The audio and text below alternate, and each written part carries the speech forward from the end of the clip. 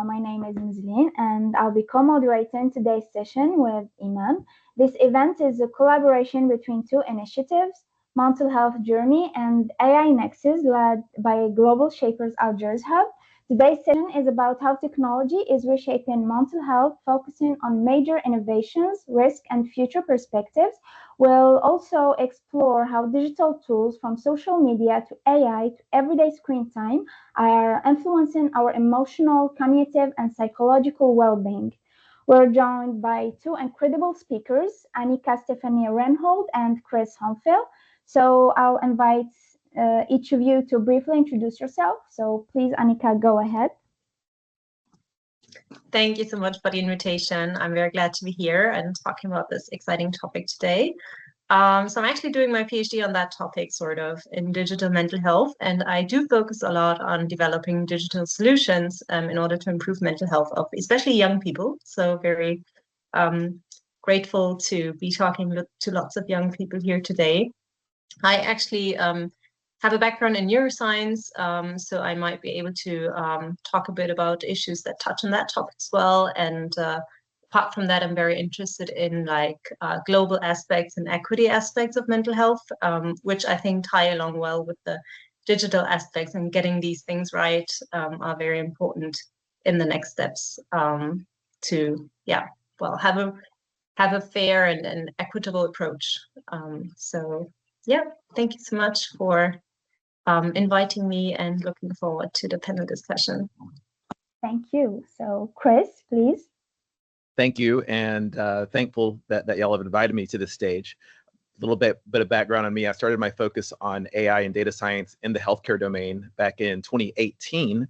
And since then, it's been a gigantic learning experience working with hospital data, working with mental health data in the more recent capacities, but really understanding through data the way that healthcare is distributed inequitably and where algorithms and AI might be able to play a role.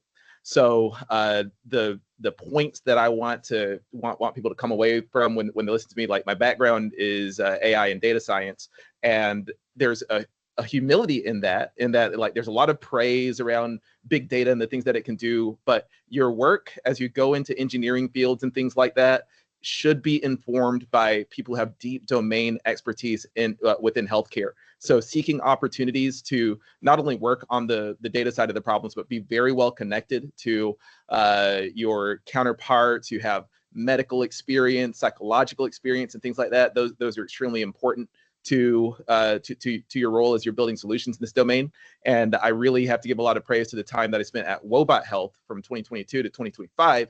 Wobot is a digital mental health app. They got started in 2017 as a chat bot long before ChatGPT made it cool. So kudos to them on that, but also fostering an environment. I'm thankful for the environment they fostered, where there were clinical psychologists and other people at the helm, that while I was working on data science and finding signal in conversation flows and analyzing millions of conversations, they were there to input that domain expertise, and that's the kind of partnership that I'm hoping that we see a lot more of moving forward, rather than this engineer versus clinician mentality that's being promoted. Thank you so much, Chris, and we're happy to have you both. It's a pleasure to have you with us today. So we're all spending more time than ever in digital environments, switching between platforms, screens, and notifications.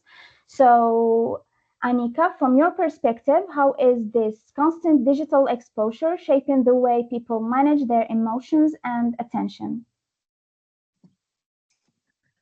I think it's especially a challenge for young people, because they're they have higher screen times usually than older people.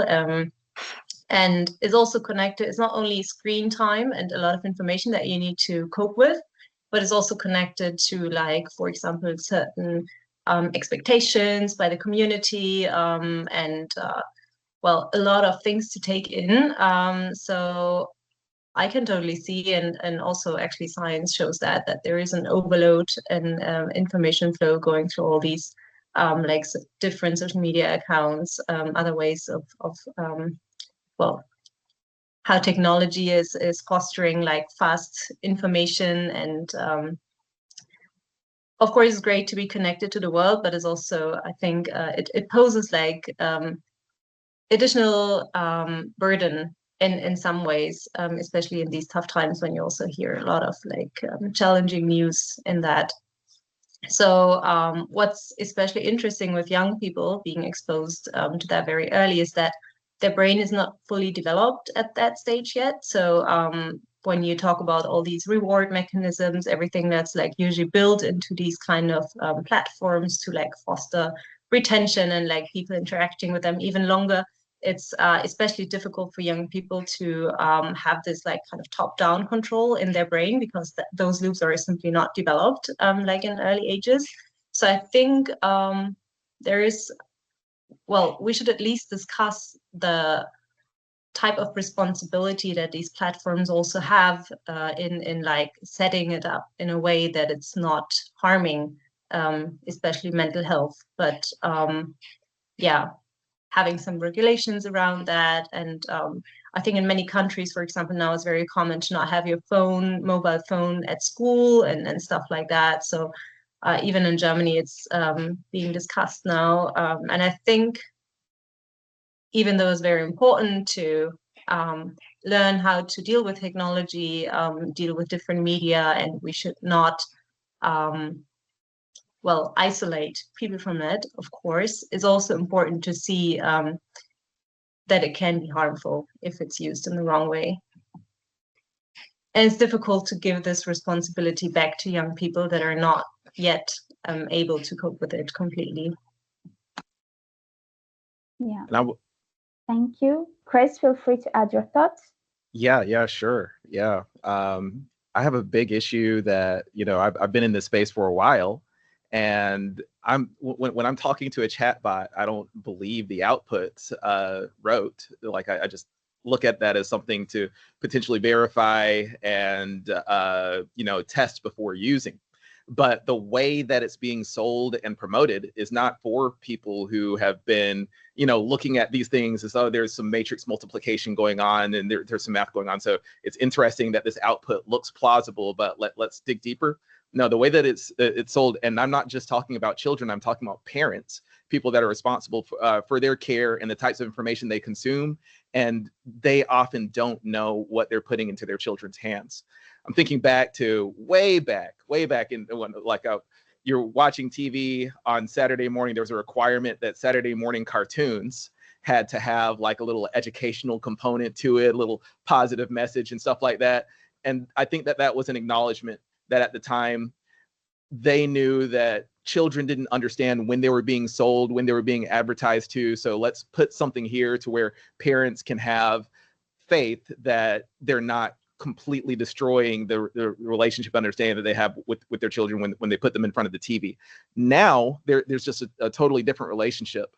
And some people are 100% resistant to this chatbot and AI paradigm, whereas other people are just 100% like, this is the way things are, this is the way things should be, and everything like that. I like to, I call the one end where it's 100% resistance, I actually call that algorithmic aversion bias. Whereas on the other end, where people have 100% faith in these outputs, I call that automation bias. So there's a pendulum that we're looking at. We want to be somewhere in the middle where at the very least, parents should be informed and understanding of how these things work, the types of communications that go through these platforms. And let's not even limit it to the post-2022 chatbot paradigm, but all these algorithms that maximize for engagement, like Annika was mentioning. There needs to be an educational component. There needs to be something that parents can know, that they're not filling their kids' plate with a bunch of Big Macs I guess in the information sense. Thank you so much. So the next question is, from doom scrolling and endless notification are now daily habits for many. What impact do these behaviors have on stress, anxiety, and mental well-being? So, Chris? So we're talking about that optimizing for engagement, and we have to think about the things that it's not optimizing for. Like the fact that I'm staying within the app and continuing to scroll, that's what it wants me to do. But there's no measure of well-being that's happening. There's no measure of flourishing, and definitely no very little that they can measure and know. Am I taking skills and thoughts and things like that and applying them fruitfully outside of usage of the application? So when we think about the impact that doom scrolling has, like people are going on and comparing themselves to others in negative ways, and I don't want to doomerize scrolling. Like there's a lot of good and there's a lot of community that happens. Like I'm avid on TikTok. You see these synthesizers and musical instruments in the background. Well, by going on TikTok and posting videos of playing music and stuff like that, that's attracted other people in my little network of other people that they just post videos and talk about synthesizers and stuff like that. And it's a cool thing. So I don't want to completely bash what's happening with how people scroll. But I do think that, like, I know that there are tools out there that help people monitor their screen time and usage, but I want to do something to encourage a thoughtful use of community building and real life connection that is facilitated by these applications. But people need different mechanisms to recognize, am I in it too deep? Am I in it too much? When do I shut off? Thank you so much. So Annika, do you have something to add? First of all, 100% agree with what you just said, Chris. What I found interesting, actually, and I have to say I'm not an expert in this topic. Like, I mostly focus on like how digital technologies can work as solutions rather than like how they increase mental health burden. But of course, I also have seen some evidence on exactly what Chris has talked about, that it's like increasing mental health issues, partially by being exposed to, for example, being compared to other people. You constantly see what great lives other people are leading, and then you wonder about your own life and such things. You constantly get a lot of bad news, so it requires a lot of emotion regulation actually while you're screening. And I think that is one of the elements that leads to that burden. But what's interesting as well is people also use it as a form of emotion regulation. So when you're in a difficult situation, maybe with friends, it's like well accepted among communities that you just go to your phone for a little while and you scroll. You may not even be looking at the messages, but you kind of take it as a small time out and like kind of withdraw yourself from the situation that you're in that may be stressful. So it can also work even the other way around. And I found that interesting. Just a finding from some interviews I've done with young people recently, that it can go both ways. So I think it's like, yeah, exactly what Chris said is really important to have a thoughtful approach to that. I wouldn't doom it or praise it. Neither way, it's a tool. The way we use it determines how useful it is. And I just shared an article from there's a conference series called Behavioral Health Tech for people that are in the United States. A really good convening of digital mental health leaders along with patients and storytellers around this topic. But this is a good read. It's a link in the comments that this is a quick assessment around how social media usage is impacting college students and youth, and some tools available that help curtail the bad parts of it while promoting the good parts. To add to that, maybe there is a tool that got developed recently in Germany, and I don't think it's used by a lot of people yet, which is of course an issue because you always use the tool that's used by most of your friends. But it may have a potential because it's kind of a youth-friendly social media platform that actually implements these like well, safeguarding measures, I would call them probably, in like a really transparent way, also for parents. So that might be an option for like, especially for younger kids that want to be connected in some way, but the parents don't want them to have a social media account on something like Instagram or TikTok because it may get out of control easily. So I think it's really important to develop these kind of, well, more controlled social media tools as well. That is interesting. That I didn't know about, like a mental health forward social networking apparatus. Hopefully they can get some network volume effects with that. Fingers crossed. Thank you so much, both. So while risks are often highlighted, technology also offers powerful tools. So how can we use technology to train the brain and improve mental health? So Annika, please. I think there is a lot of stuff to talk about here. There is lots of different approaches, and I think number one reason why technology is often used or thought that it could be used in mental health is because we always have the phone with us. You know, there is we always have access to it. Not everyone, of course. We need to talk about digital gap in access as well. But for example, in well, at least high income societies, also higher income people in middle and low income societies, they have a phone, so it's always accessible when you need it, and that's definitely an advantage over, for example, therapists or other like kind of traditional models of care. And if you go into detail how exactly technology can help, I think most of the apps that are currently out on the market, they use like the standard CBT, so cognitive behavioral therapy approaches, in order to support people.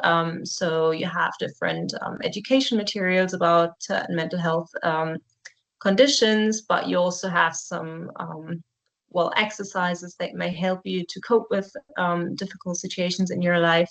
So those are very common things. Taking that to the next level is, I think, what we need to talk about, because that's not, well, first of all, it's not as engaging. Second, is not it's not using the full potential of digital health. And I think what we need to talk about is really like real time and real world support. So reacting to the condition that someone is in the very moment, kind of offering help that is like personalized, suited to the context, suited to the need in the very moment of that person. So for example, if we connect passive sensing data, if we connect other types of data or information that the person puts in about, for example, their mood in the very moment, we can use that to shape and tailor certain interventions or exercises to the needs of this person. And I think this is a way that we should think about a lot more, and thinking about personalizing care in that way as well. And then, of course, there's the whole AI field, which I think I'll leave most of it to Chris, but just to mention, there has been like a really interesting trial. I think the very first randomized controlled trial, which is kind of the gold standard in medical in the medical field, with Therabot, like an generative AI based chatbot, and it showed very promising results. There was a lot of work going into this, so it's not like the usual ChatGPT mental health support that you may get. It requires a lot of safeguarding measures and everything, but it's been very interesting to see that it's promising and people are using it, and it may be helpful, and shows similar, well, also similar connection between this bot and the patient compared to, for example, a therapist and the patient. And I think Chris can talk about this a lot more, since he's been working for Wobot, which has been in a pretty similar field as well. Well, oh, go ahead. Sorry to interrupt. We are going to tackle this afterwards. So.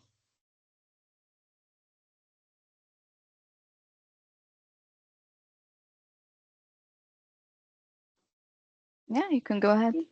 Oh, sorry. Okay, you had brought up the Therabot conversation, and I just wanted to. I don't have the link on hand, but it's a really great paper that came out of Dartmouth, And what they outline is not just like, there's a lot of talk about the outcome and the fact that there was like they had measured some markers for depression, anxiety, and eating disorders, and they saw those markers go down like as you would want. But the real meat of the Therabot experience is understanding that they started that initiative, I believe, back in 2018, 2019. Kind of inspired by Wobot, I'm going to give them that. But like you get to see what they like, what challenges they came up against, and why they didn't release 3 years ago, because the technology just wasn't able to deliver on the safety expectations that they had. So it just showed the thoughtfulness that went into it. The importance of another big thing that you'll get out of it is how you measure your results and measure your outcomes. They did a really good job. Annika mentioned the fact that it was a randomized control trial as the gold standard. Well, for those not familiar with randomized control trials, that's where, and I would love if I had like a little slide where I could show like some dots. It's actually a really simple concept, but I'll try to explain it, which is you have something that you're interested in measuring. You have something that you're interested in understanding. Like, I want to understand whether or not this application has an impact on mental health outcomes. So on let's call it the PHQ-9, the mental health outcome related to depression. Well, if I just give a bunch of people the application and I take the depression score and I take it that day that I gave a bunch of people that application, and then 2 weeks later, I come and give people, like, you have the application, you've been using it for 2 weeks, I take that score, that measure again. What's the problem with that? Like, I see the score go down. I see some improvement on the number, but what's the problem with doing it that way? For those on the chat, like the problem is, well, it could have been the app, but it could have been the fact that the weather got better, or it could have been the fact that there was all kinds of other things going on in their life that made everybody's experience better en masse, or maybe a pandemic happened and everybody got worse at the same time. So what a randomized controlled trial does is say, well, what we're going to do is we're going to isolate the thing that we want to measure. So in their case, what they said was, we want to give this group of people Therabot, but we want to give this other group of people a control. So the control, like you'll see a lot of different controls, ranging from sham apps, like these apps that are created as alternatives, to in-person therapy, to nothing at all. The beauty of what this study did, especially in American healthcare, is the alternative, like when people are going and seeking this behavioral health support in the United States, especially, your wait times to actually being able to have an in-person session with somebody, or even a online session with somebody, your wait times range from as low as 27 days all the way up into months and months before you're actually able to be seen. In the meantime, you brought up this issue, and these issues are festering. So what Therabot did was they controlled that, like, their control group was the real thing that's happening, the application versus absolutely nothing at all. And that's where you saw like you weren't seeing just gains of like gains over time from using the app. They were comparing it to that group, and it was impressive to see that the way they modeled that study after what's happening in reality. I think I've gone way too long talking about RCTs and maybe even missed your point that I wanted to get to. Do I still have some time, or have I veered way too off subject? Sure. Okay. So I wanted to highlight that story for the builders out there to understand how health systems and health plans and things like that, these are like RCTs and things like that, these are the types of things they're using to they're using that to inform whether or not this thing is effective. And when you're going into that ecosystem, especially when you're talking to clinicians, you're going to have those people in the room who are going to ask about, hey, what was your study design? How was your control group formed? And what were you actually measuring? So we can, that opens the door to starting to measure things, not just like the clinical outcomes that I had mentioned, but things like questions or surveys about how people are taking these skills and apply, like the skills they're learning from your apps and tools, and applying them in the real world. And it just opens up the door to the types of engagement and measurement questions that you want to put into place to be thoughtful about whether or not your solution actually works, and B, be able to communicate that effectively to the stakeholders that are going to be distributing the application. Okay, thank you so much, Chris. Now let's talk about social media. So we all know that it's designed to connect us, but it often leaves us feeling isolated. So how does social media use influence our sense of connection, loneliness, and emotional balance? So Annika, please. Well, I think it uses it in a way to generate profits. I guess that's the short answer. Like, it's designed in a very intelligent way, and that's what's keeping us going. Like, that's why we adhere to these platforms so much, and that's why we keep scrolling, because it uses the mechanisms actually inbuilt to look for connection, to look for reward. And the people that design most platforms, they're using it. And I think it's not a bad approach to use these. You could also use it in a good way. We all know about these like wonderful gamification, approaches that people use in order to, nudge people into, for example, healthy behavior.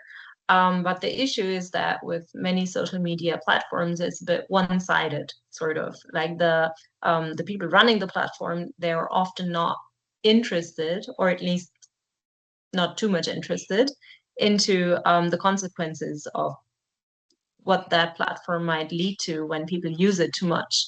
So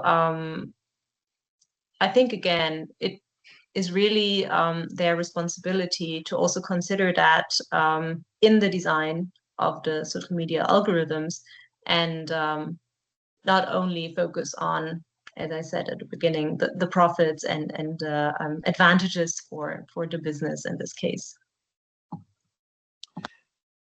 And those profits, like being a consequence of, hey, the way that we do business is seeking to sell ads to keep people engaged. It is a strange situation where we want that, like we want them to optimize their algorithms for well-being, but the business is optimized to sell ads.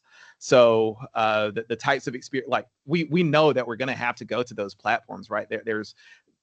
We're going to be watching YouTube videos and things like that, but like things that you highlighted, Annika, like the platform that is optimizing towards well-being. Those are the types of things I'd like to see a lot of focus on.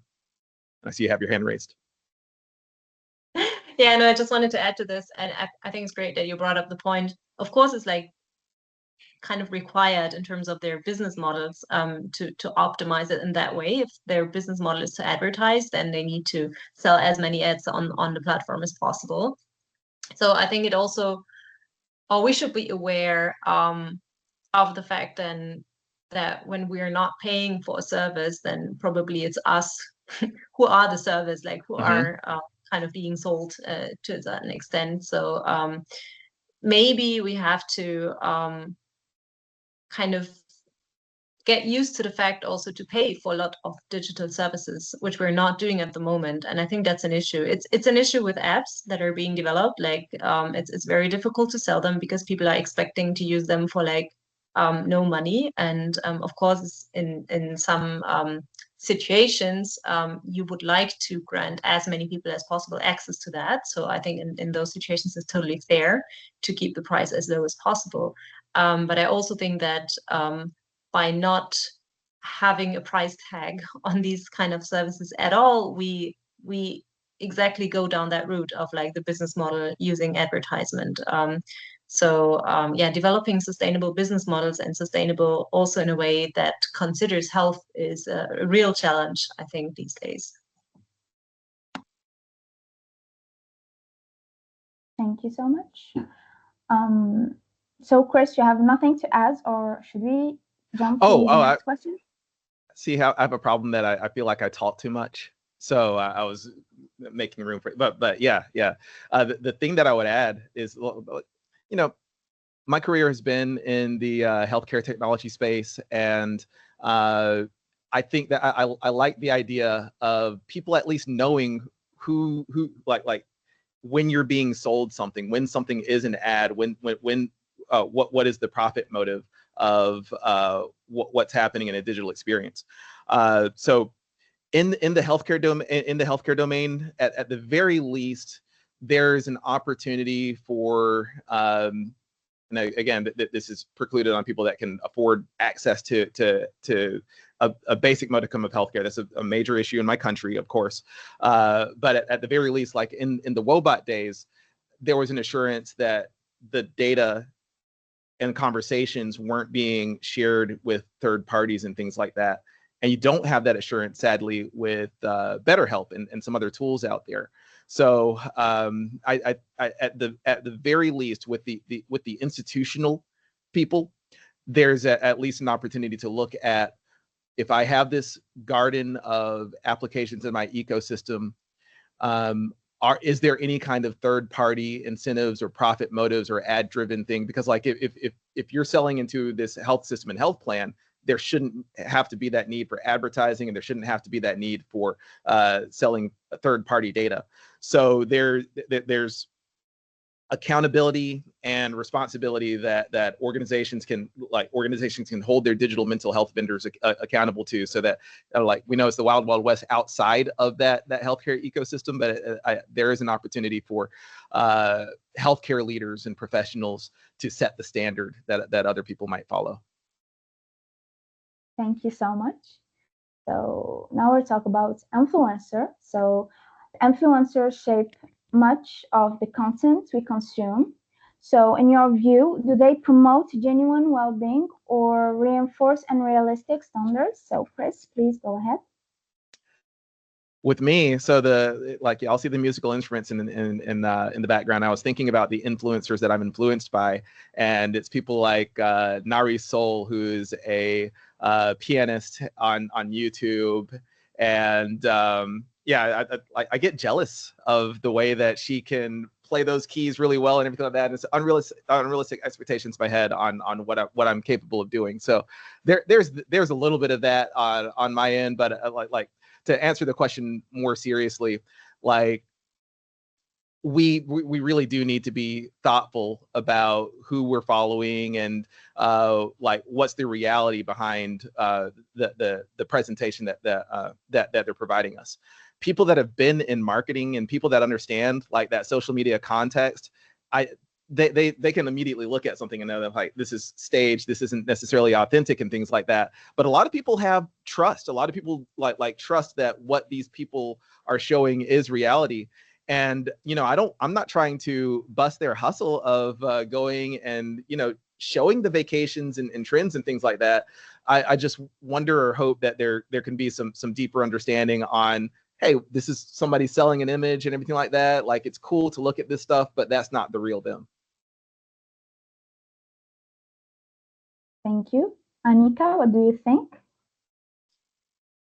Well, I think generally influencers are like technology. It's not good or bad in the first place. It depends on what they're trying to sell. You could also try, for example, I think what really helped decreasing stigma of mental health is also people talking about their own mental health condition on social media, and that has been really effective in the past. So they've been sort of campaigning for mental health, and you could also call these people influencers, and some of them are even earning their money with that, maybe. So it can have this good connotation, but it can also have of course, bad like raising wrong expectations, selling stuff that you don't need.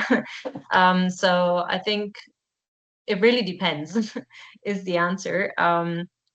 But I totally agree with Chris that we should think about education, basically digital media literacy. And I think we're still very bad at this in schools, for example. It's not necessarily a topic that is always taught. It's still, well, in some countries it's slowly coming, but I think we're kind of evolving too slow in comparison to how fast technology evolves. So yeah, we kind of need to catch up on that, and we need to start very early. So yeah, I think the younger the better. Of course, it would be great to also teach older people like using media in a competent way, being able to differentiate between like yeah, fake news and stuff like that. But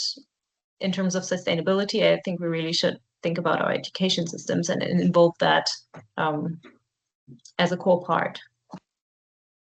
I'll throw something else out there too. Like I'm thinking about you brought up a good point about people that are actively promoting mental health, like they're influencers, but they're actively promoting mental health in the right ways.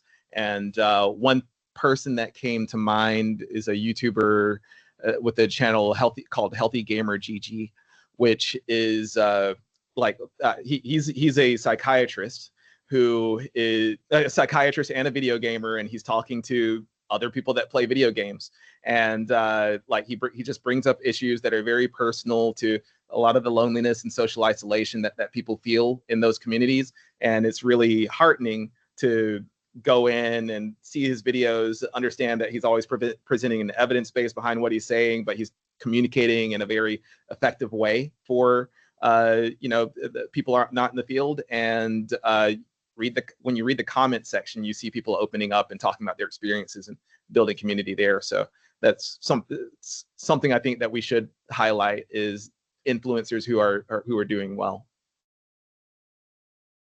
Thank you so much. And from your perspective, how you think can social media companies take a greater responsibility in supporting users' mental health? Chris, please.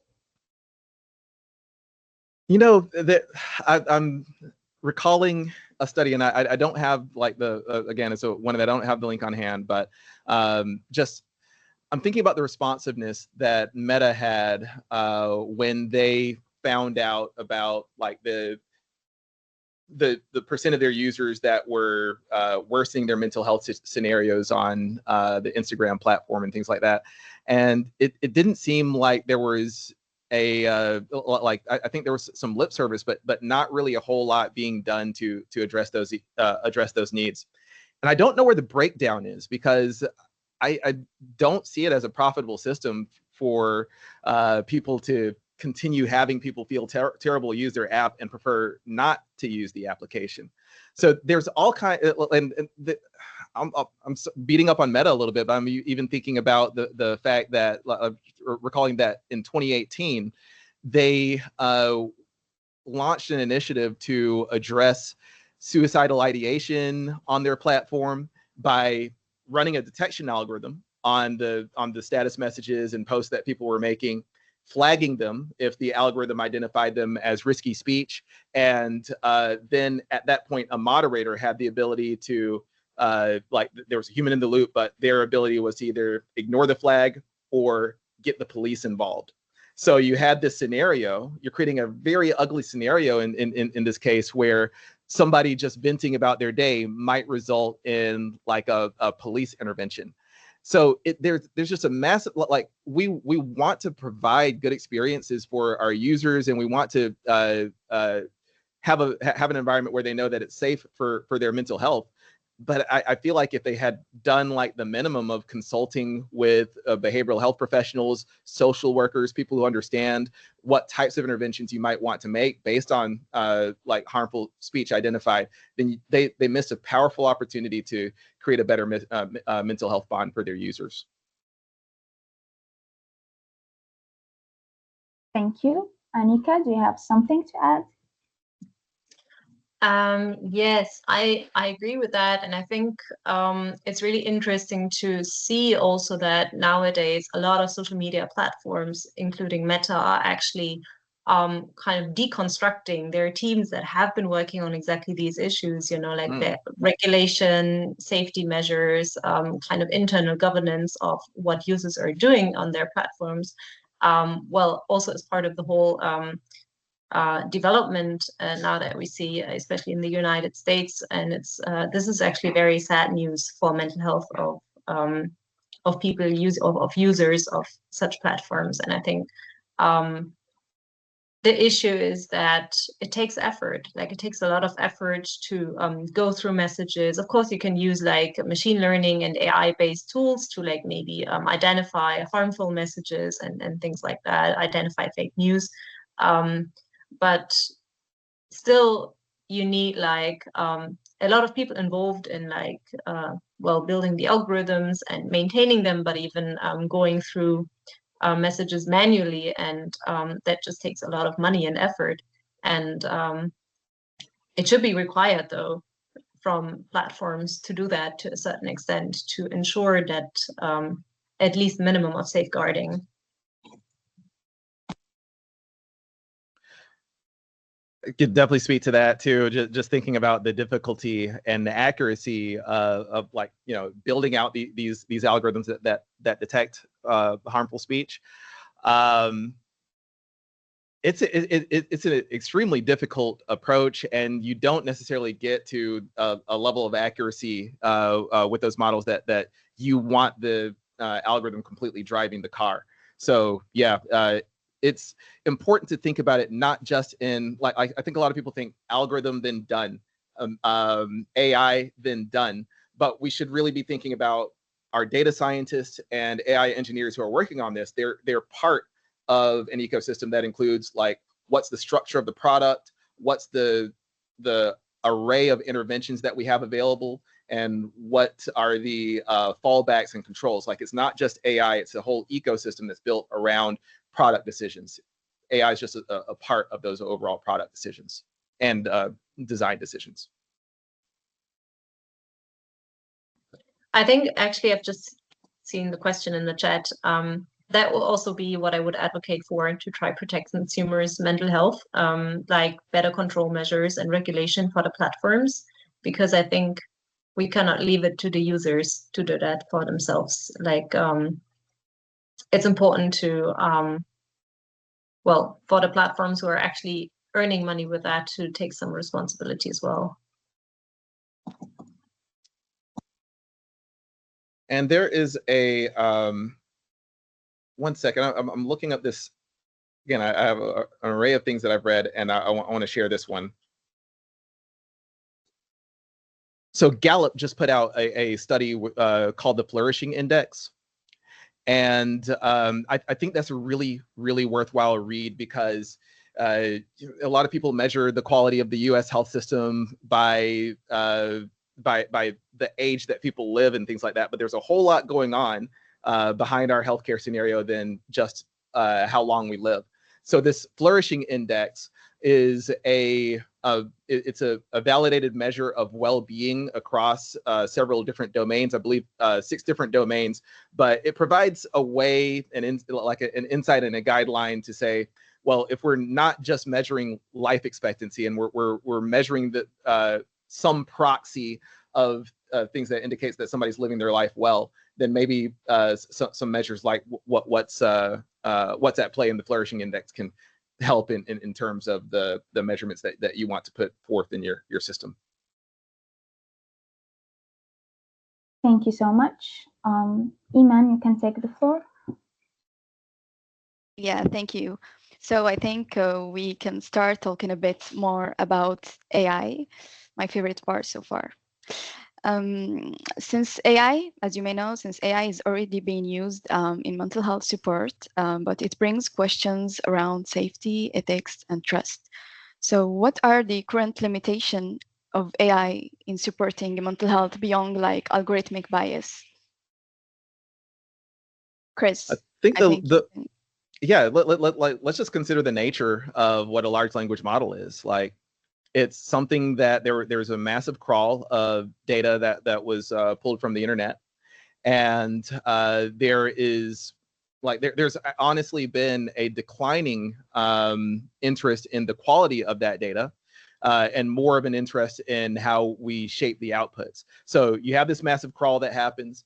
you have data labelers, people involved in the reinforcement learning with human feedback process. I always have to highlight, like, these are people that are being paid a couple of dollars an hour to evaluate outputs. And what's happening is it's a model that like it's trained off of this probabilistic relationship between a bunch of words, and then whether or not some people who were evaluating liked the output or didn't like the output given a scenario, and there's some safety mechanisms involved. But in no place in that description was there a description of like a rigorous flow through a like through Annika brought up cognitive behavioral therapy. There's not any kind of specific directed mental health focus in this entire process. So you have a scenario where like let's use ChatGPT an example. Actually, let's cite that there's a Harvard Business Review article that came out a couple of months ago. It surprised me because it rated it talked about the most frequently occurring usage of LLMs. And I thought it was going to be something like getting tasks done, coding in my case, and stuff like that. But no, it was therapy and companionship. So yeah, no matter what bodies of work or regulations we have in place, people have problems, and they're going to go where they can get those questions answered. Back in the Wobot days, one thing that was really interesting was seeing that the biggest provider of traffic to our website outside of Google was ChatGPT.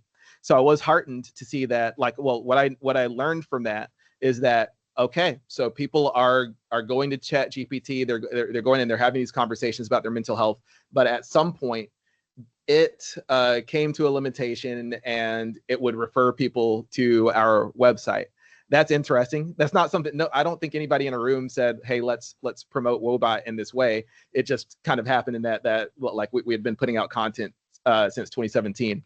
So there's some good in that. There's some good in the direction towards tools that are purpose driven.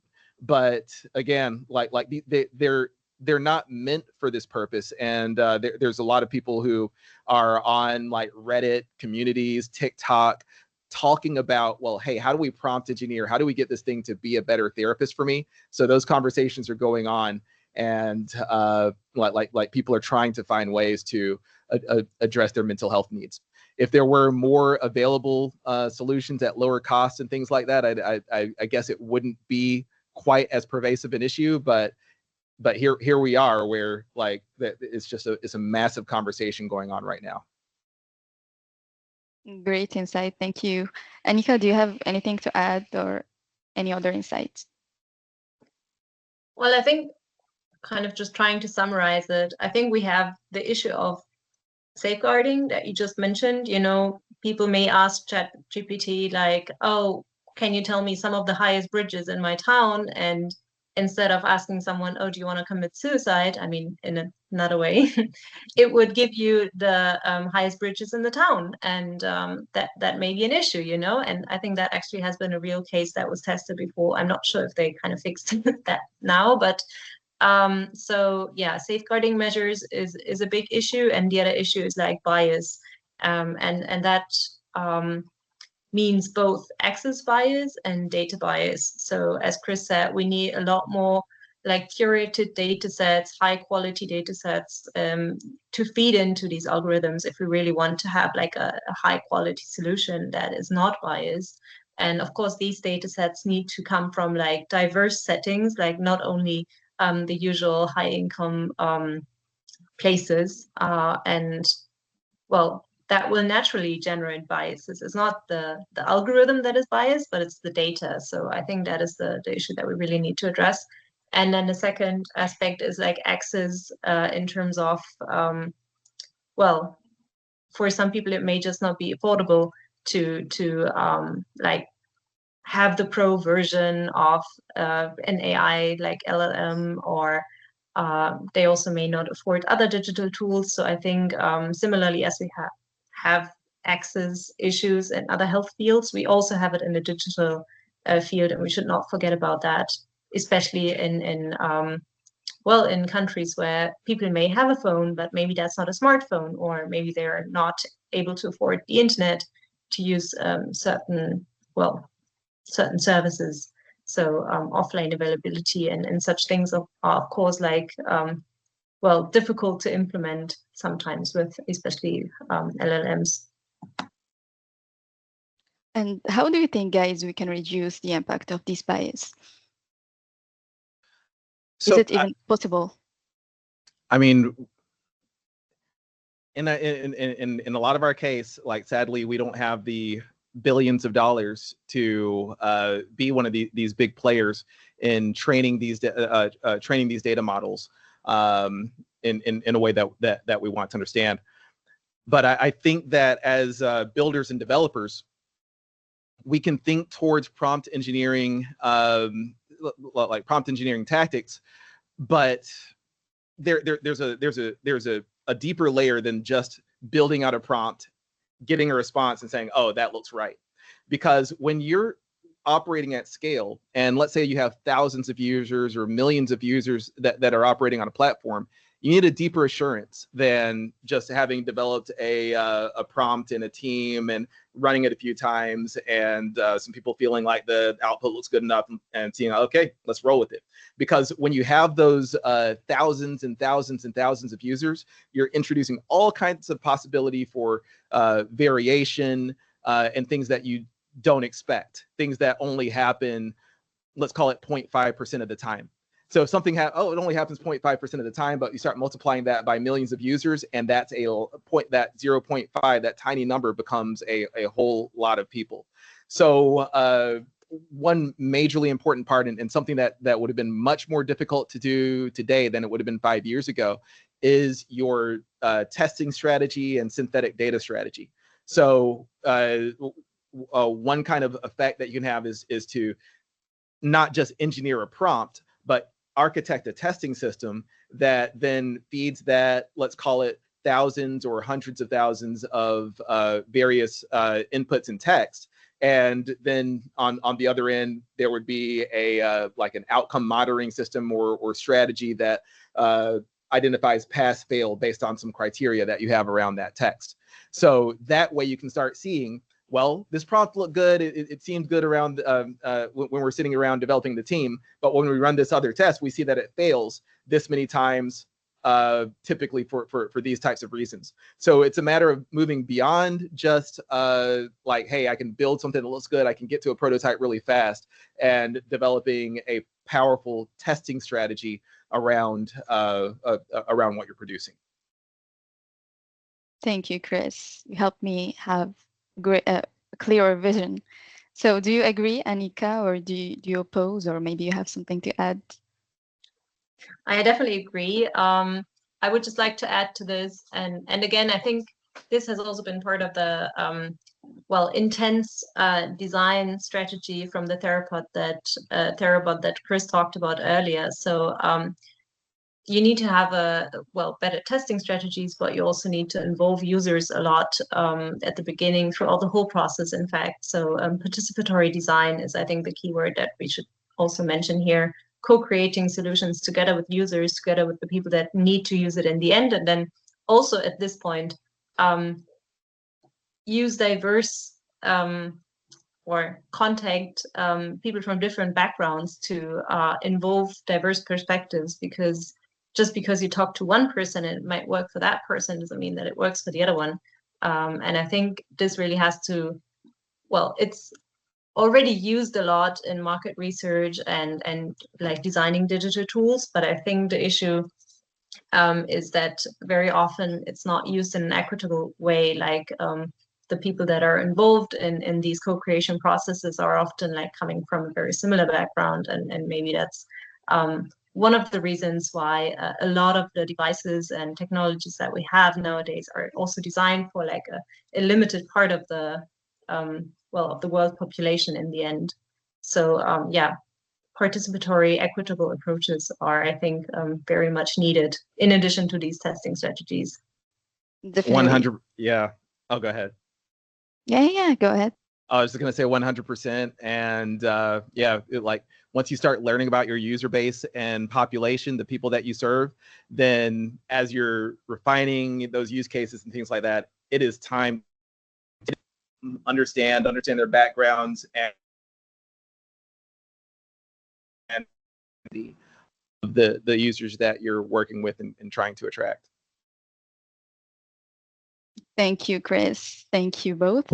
So I think many of us heard about deepfake technologies. They are beginning to appear in a therapeutic setting, and we are seeing like AI generating avatars or voices entering therapy spaces. So even for sensitive situation like grief counseling. So how can we like ensure those are authenticated and ethically used?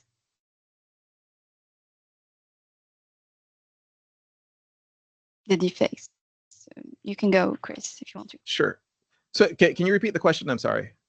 Like, how can we ensure that those technological, like deepfake and all the tools that can reproduce human faces for counseling, like grief counseling, how can we ensure that they are ethically used? I'm thinking about this, and I'm not sure if there's necessarily a path, because I'm thinking about services like Replica and Character.ai, where as soon as you like when you log in, you can talk to, like when you go in Character.ai, there's an option there where you can click therapist, and it will tell you that it is a Stanford trained therapist. Now at the bottom of the screen, there's a disclaimer that says like this is just a fictional character, etc. But people aren't necessarily like the disclaimer is there, but what happens with disclaimers when people are seeking out something else? So I don't know that they're like I don't have the answer on what to do about these companies that misrepresent themselves. Because like if it's good enough to get away with a disclaimer, then we're going to have to fight on the other side to educate the consumers and educate users. But gosh, like if it's just okay to say, hey, I'm a Stanford trained therapist when I'm literally not, I don't know. I don't have the answer for that one. I see. What about you, Annika? Well, I think the answer that Germany and most of Europe usually has is regulation. And even though regulation can also harm, well, maybe the AI Act. quick advancing in technologies, that's also a great issue, actually. If it's done wrong, it can prevent us from, well, moving forward in a meaningful way.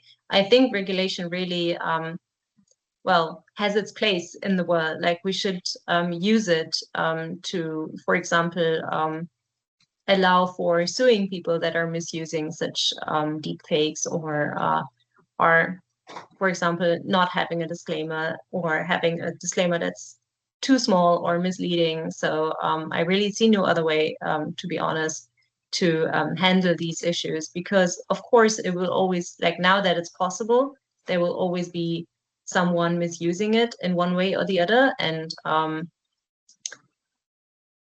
I think you cannot handle it if you have no well, handle on, like for example, suing this person in a way, because it's against given regulations. All right, thank you. So sometimes many of us can feel like some pressure to always being online, maybe for work or relationships or just even self-expression. And as you mentioned earlier, Annika, of course, the goal isn't to abandon technology, but to redefine our relationship with it. So what are the practical strategies that can help us develop a healthier relationship with digital tools? You can go, Annika, if you want to. Sure. Well, I haven't done any research on this, so I can mostly talk from my personal experience and experiences from friends and my surrounding. What I find a really nice approach is to use kind of small islands of digital detox. So kind of not start with a big goal of like not using certain apps anymore at all, or not using well, kind of reducing your screen time by a lot, but just like define a very SMART goal, basically. For example, every Tuesday evening, I go to bed, and 2 hours before, I don't use my phone anymore. I don't go on social media or stuff like that. And as Chris mentioned before, there are tools supporting this right now, like nowadays, luckily. So I think kind of defining small steps in reducing your screen time and time at social media is I think a potential way forward. And also having alternatives. I think mostly people also go to social media because they may feel a lack of being connected with other people. They may feel alone at home. They may not know what to do. So out of boredom, like there are so many reasons to just like open your phone. It's so easy. But if you develop, let's say, healthy, I think in the end, you need to develop healthy behaviors and habits. Then you have other things to do, maybe. So your first choice wouldn't be to open the phone, but your first choice would be to do sports or go outside. And of course, it's more difficult than just opening the phone. That's why I think we really have to practice it over and over again, and like kind of set ourselves like some feasible goals to also not be disappointed if we don't reach them. And I'll just chime in with like what happens while you're. Oh, I'm sorry. I wanted to add that it's good to have good habits, but also add some hobbies to like do some stuff and not being always bored, because when you're bored, it's that moment that you're going to be so addicted to your phone and do nothing. So it's good to, as Annika said, have good habits, and also make some hobbies. That's it. Totally. Yeah.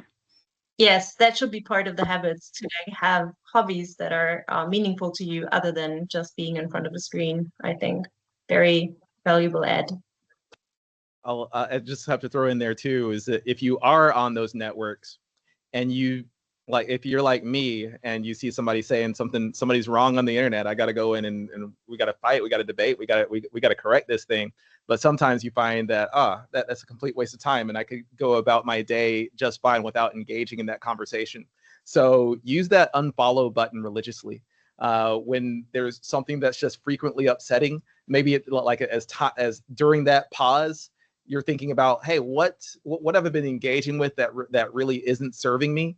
And then when you get back from that pause, use that unfollow button, delete all the stuff that's that reflection of toxicity in your mind, and just follow the stuff that uplifts you and your goals when you are on that media. Great, thank you. Thank you, guys. What about now talking about the future and perspectives? I think the future of mental health is likely to be hybrid and personalized. So which emerging technologies do you guys think that could transform the care industry in the next decade? It could be like AI, or maybe the virtual reality, or even other tools. You know, I'm seeing a lot. Oh, go ahead. Sorry. Yeah, go. Oh, my bad. I like in my time, and again, I started in this space in 2023, but I've seen many different modalities, many different types of approaches, and what I think about, does virtual reality work for someone and not for someone else? I think it's a matter of like within the health plan or within the healthcare system, identifying a good enough basket of tools that are going to have coverage across a population. Because in-person talk therapy might only really be the best option for X% of people, whereas app A, B, C, and D might have different coverages that like coverages of where they're effective. So rather than there's not the possibility for one tech rules all, but instead a strategy where a health system or a health plan is making these tools available. And just like it takes a long time to find that right in-person talk therapist, maybe they're working with a digital navigator team who's helping people to iterate and find that right solution. Oh, this one didn't work out for me. How about this one? And give things a try until you find that mix of things that work. Amazing, thank you. Annika, anything to add? Yeah, I totally agree with that. I think we really have to think about personalized approaches using technologies, and this can also mean combining different sorts of technologies. So not every tool will help every person, also because of different maybe usage behaviors, priorities. So I think we have to understand that even if a chatbot works for one person, it doesn't necessarily work for the other person.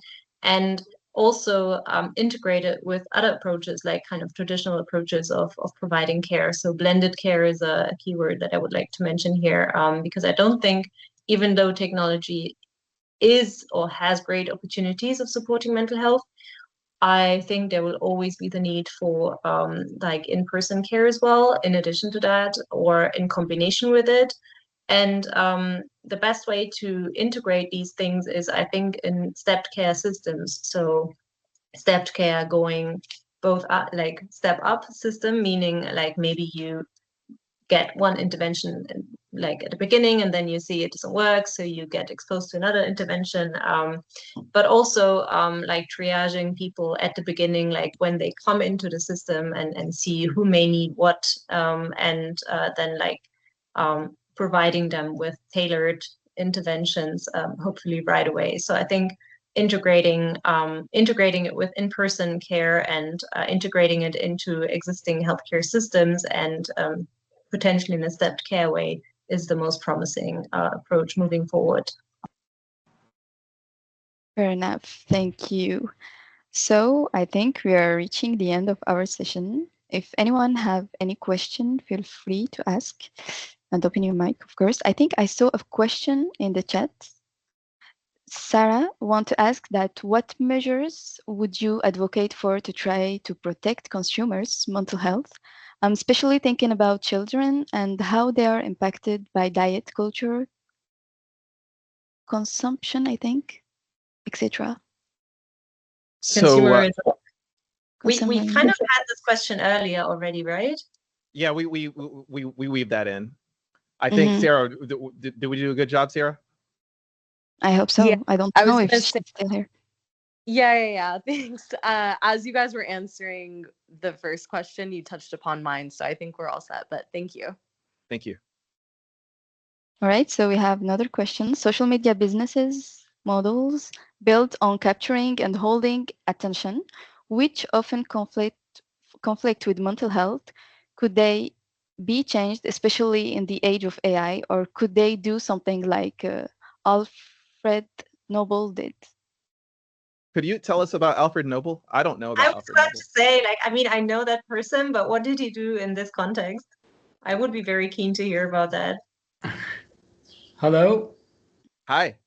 I mean by Alfred Nobel the Nobel Prize that he did to wipe his sin about. Yeah. So unleashing the bomb, unleashing the unleashing dynamite, and exactly yes.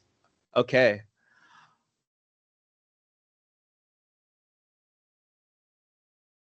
Do you guys have any answer? I really want to say yes. I think that they can be changed. Can the existing players be changed?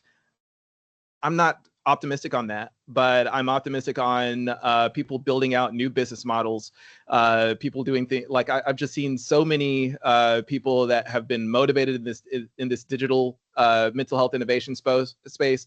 One thing that's been inspirational to me is an app called Rosebud. That's a note-taking app that uses AI to help you tailor and think about your notes and goals that you're setting. Not directly related to your question, but I think there's an opportunity to say, hey, we have a problem with people talking to these machines and feeling, even though you're connected to all this information, you're more and more connected to the internet, yet you feel more and more alone. And I think that again, I don't really think that it exists in the hands of big tech right now and all that. I think they're past their Rosebud moment. I think they're like down the Citizen Kane path. But I think there's an opportunity for someone to really build and think and innovate in this way. I don't have the answer. If I did, then I would be building that and making a lot of money. But I am optimistic that can we engineer technology in a way that gets us more connected with the people in our lives and like facilitating in-person connection. Honestly, old school here, I got on Facebook in 2005, and around 2007 or 8, or was it 10, they started having events and stuff like that. And anytime I was like throwing getting a brunch gathering together or getting people together, we would just go on and set up our events, and it was a way to facilitate in-person connection. That feeling of camaraderie existed and was done. It's possible, but they've moved away from that model. Somebody out here, just bring it back for me, please. Chris, I really resonate with that. I was like, well, I'm not really sure which year I joined Facebook, but I was mostly using it for events as well. So I miss that as well, even though I'm not on Facebook anymore for quite some time now. But yeah, I agree. I'm not so hopeful about the current players as well, but I am hopeful that there are ways to change the way that social media works. I also find it very interesting to see how much can change in a short amount of time, looking at X's journey, for example, or former Twitter, in terms of of course, there are still lots of people using it, but there has been a huge, kind of people deleting their accounts, moving on to other platforms because of, the current practices there. And I think that shows that even if you think you may have everyone kind of, addicted to your network already, people can decide to change and go to a different platform if they feel that's better and of more use. So, and I'm seeing the same with like other like messaging platforms, for example, WhatsApp, and people moving to Signal and so on. Of course, there's always like kind of the early adopters. It's not the majority of people yet, but yeah, I'm really hopeful that these things are possible in the future. And then, of course, we should also acknowledge the ways that technology has already connected us in the past. And I think, in lots of demonstrations in Arabic countries a few years ago, right, it was also very it played a prominent role in these. So, yeah, again, it can be good and bad. All right. Thank you, Annika. Thank you, Chris. Well, I think we're reaching the end of our session. If I may conclude with this thought, as I always said, technology is neither good nor bad, but its true impact on mental health depends on how we design, use, and regulate it. The real challenge lays on ensuring that innovation serves everyone, inclusivity, ethically, and with human dignity at its core. So thank you, Chris. Thank you, Annika. It was lovely to have you and to meet you as well for the first time. And of course, thanks to everyone who joined the session and sending the recording very soon. Thank you. Thank you. Too.